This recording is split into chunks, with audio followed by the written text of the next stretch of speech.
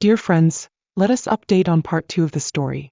After my husband reported the fraudulent transaction to the bank, the call came to an end, leaving a heavy silence hanging in the air. The room was tense with anticipation, everyone unsure of what would unfold next as my mother-in-law's once unwavering confidence crumbled before us. My husband stayed silent, refusing to give her the satisfaction of a reply. Instead, his gaze locked with mine, a quiet understanding passing between us that this was no longer a matter for negotiation. Before we continue, I just want to take a moment to thank all of you for your incredible support. My channel has still so far reached 1,000 subscribers, and your help truly means everything to me. Please hit the subscribe button below. Your support makes a huge difference. I appreciate every single one of you. Thank you so much for being a part of this journey with me. Now let's get back to the story. My mother-in-law's reaction was almost immediate, and it was clear she wasn't prepared for the fallout.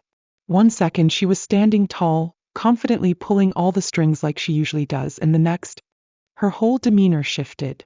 It was like watching someone who had just realized they'd gone too far. Her face drained of color, and her hands started to shake as she reached out to Daniel, desperately trying to salvage whatever she could. "Daniel, please," she said, her voice dripping with false sincerity. "I raised you. You wouldn't do this to your own mother. You can't be serious. This is your mother, we're talking to you." She was hoping he'd soften, that somehow he would fall back into the role she'd forced on him. She wanted him to be the son she could still control. But Daniel wasn't the same guy anymore. The one she could manipulate into doing whatever she wanted was gone. That person had left a long time ago. He didn't blink and he didn't flinch. He didn't give her a moment of hesitation. His eyes locked onto hers, cold and unyielding. "You did this to yourself," he said, his voice sharp and clear, each word calculated to drive home the fact that there was no going back. His gaze never wavered, and that was when I knew this wasn't about to get any easier for her. The room had been holding its breath, shifted with a new tension. People were looking back and forth between the three of us. Their eyes flicked nervously from my mother-in-law to Daniel and me, waiting to see how this was going to unfold. I could feel the heat of their stares. A few guests exchanged glances, some muttered under their breath, but the tension was unbearable. It was my dad, though, who broke the silence. He stood up, his voice strong but filled with disbelief as he called my mother-in-law out in front of everyone. "You just stole from your own son and his wife. Unbelievable," he said, his words echoing in the room. I saw her face twist in ways I had never seen before, her look totally panicking. Her carefully constructed image as the loving, devoted mother came crashing down in an instant. The whispers started, people exchanging judgmental looks, and I could almost hear their opinion. What, especially on their wedding day? What kind of mother does this to her own son? How could she ruin their happiness? The silence weighed on her. The looks, the whispers, the judging eyes, she could feel it all. The walls she'd built around herself were crumbling, and for the first time, she realized that she wasn't the one in control anymore. But then Daniel dropped another bombshell. Without saying a word, he pulled a piece of paper from his pocket. A prenup. The one he had signed before we even got married. My mother-in-law's expression went from confusion to realization. She didn't know about the prenup, and now Daniel was about to show her just how much she'd messed up.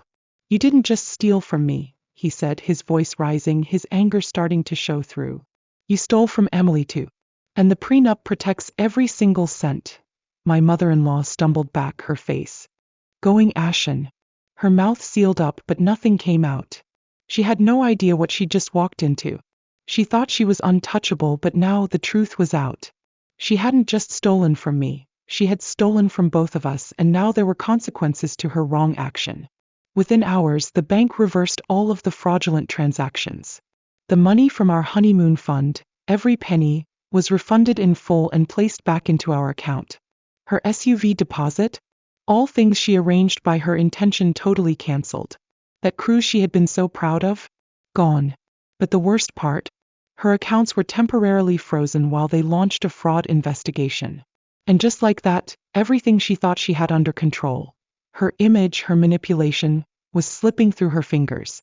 She had no power, and she knew it. Reddit update. The final blow came a few days later when Daniel and I finally went on our honeymoon. This time, it wasn't a lavish cruise for my mother-in-law. It was our turn to enjoy the trip of a lifetime. But this time it wasn't just our savings paying for it. The money for our honeymoon came from the generous contributions of friends and family who had heard what my mother-in-law had done and were disgusted by her actions. They pitched in extra, wanting to help us have the honeymoon we deserved, knowing that my mother-in-law's betrayal had taken away our chance at a peaceful and joyful start to our marriage. We posted dozens of happy pictures from our trip, selfies with breathtaking views, smiles that came from pure joy, and moments that showed us living our best life without the shadow of my mother-in-law's manipulation hanging over us. And my mother-in-law, of course, saw every single one of them. We knew she did. The photos flooded her social media feed, and the message was clear. We had what she tried to take from us, and we were doing just fine without her. The ultimate revenge, however, wasn't just in the photos. It was in the aftermath. According to family gossip, my mother-in-law sobbed for weeks after seeing our posts. The humiliation was too much for her to bear. She had lost everything: her money, her status, her control over Daniel, and her reputation.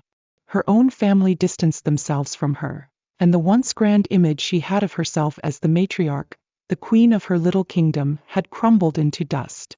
Her actions had cost her everything, and there was no one left to support her. I don't think she ever truly understood the depth of what she did until it was too late. She thought she could control everything, including us, but in the end she was the one who lost. And as for Daniel and me, we're happier than we've ever been. Our marriage is stronger and our love is deeper. We don't need to look over our shoulders, wondering when the next manipulation will come. We have each other, and that's all that matters. And my mother-in-law? She'll have to live with the consequences of her actions for the rest of her life.